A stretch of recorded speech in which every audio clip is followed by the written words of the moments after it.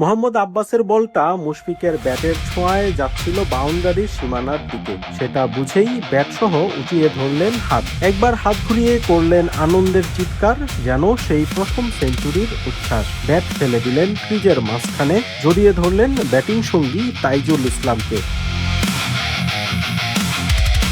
সুফি সাধকের শহর সিলেটে ক্রিকেট সাধক মুশফিকের রেকর্ড 14তম সেঞ্চুরি। শাহজালাল শাহপরানের পুণ্যভূমিতে মমিনুল হকের 13তম সেঞ্চুরির রেকর্ড পেছনে ফেলে বাংলাদেশের হয়ে এখন এককভাবে সর্বোচ্চ টেস্ট সেঞ্চুরির কীর্তি মুশফিকের।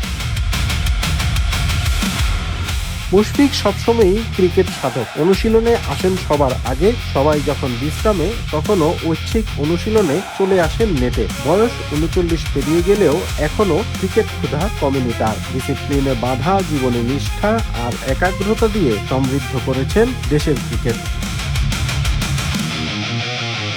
মুশফিকের ধ্যান জ্ঞানে শুধুই ক্রিকেট। এখনো নিয়ম করে সবার আগে উপস্থিত হন অনুশীলনে। কেন সবার আগে অনুশীলনে পৌঁছান সেটির ব্যাখ্যা সিলেট টেস্ট শুরুর আগের সংবাদ সম্মেলনে দিয়েছেন মুশফিক। অ্যাজ এ টিম যখন আপনার ট্রেডিং করে স্বাভাবিক ওখানে 15টা ছেলে থাকে বা 15টা প্লেয়ার থাকে, তাদেরকে এট এ টাইম ওই জায়গাটায় অ্যাকোমোডেট করা যায় না। এই জন্য আমি একটু এক্সট্রা সময় একটু বের করি, যেটা যেন আমি আমার মতো করে একটু করতে পারি। কারণ আমি চাই না আমার কারণে অন্য কোনো একটা প্লেয়ার অনেকক্ষণ ধরে ওয়েট করছে বা 1-1.5 ঘন্টা সে নেটে যেতে পারছে না। তো জাস্ট এই জন্য এটা করা।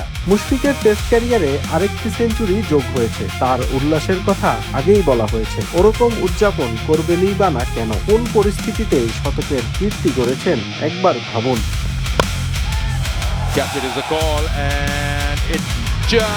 লিটন দাস যখন আউট হলেন, মুশফিক মাত্রই করেছেন হাফ সেঞ্চুরি। বিশেষজ্ঞ ব্যাটার হিসেবে তখন মুশফিককে ভরসা দেওয়ার কথা মেহেদী হাসান মিরাজের, কিন্তু রান খরা চলা মিরাজও ছেড়ে গেলেন তাকে। তখন শুধু বোলারদের ওপর মুশফিকের ভরসা। তাদের নিয়েই টেস্ট ক্যারিয়ারের 14তম সেঞ্চুরি পূরণ করেছেন তিনি। খেলেছেন 137 রানের দুর্দান্ত ইনিংস।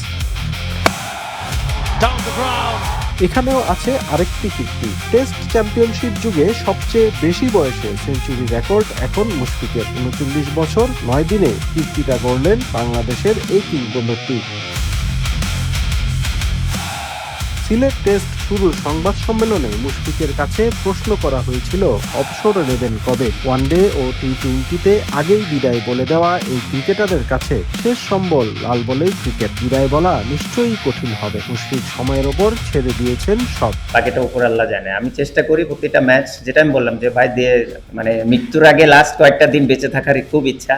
তো বেঁচে থেকে যে কয়েকটা মাঠে দিন কাটাতে পারি এই ইচ্ছাটাই আছে। এখন ছাড়বো বা কবে ছাড়বো এটা আসলে এখন ওইরকম করে ডিসাইড করে নাই, বাট ইনশাল্লাহ খুব ভালো সময় থাকতে ইনশাল্লাহ ছেড়ে।